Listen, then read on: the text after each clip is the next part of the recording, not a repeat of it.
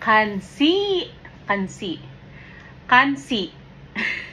Okay, disclaimer, hindi po ito yung original version. Okay?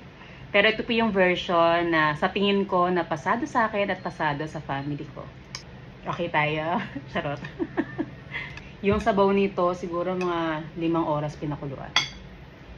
Kaya wag na kayo magduda kung ano yung lasa ng sabaw. Masarap to paminsan-minsan, wag lang aarawin. Tapos, masarap din to. Lagyan pa natin ng kalamansi. Higaan pa natin.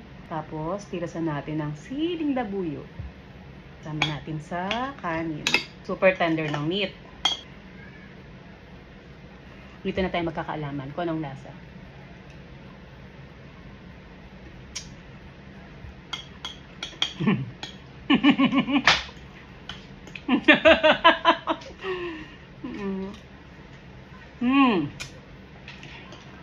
Ayoko magsalita. Kayo na humusga. Masarap siya kapag merong kasamang hiniwa na sili. Sa naka-invento ng dish na to, saludo ko sa'yo. Sarap. Para sa bulalo na sinigang, pero ibang level ng sinigang dahil sa batuan na ginamit ko. Sa FB Marketplace, doon ako nakabili. Ang lakas makahapi, ang sarap.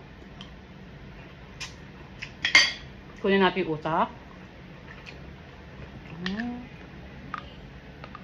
Yes. Siyempre, lalagyan natin sa rice.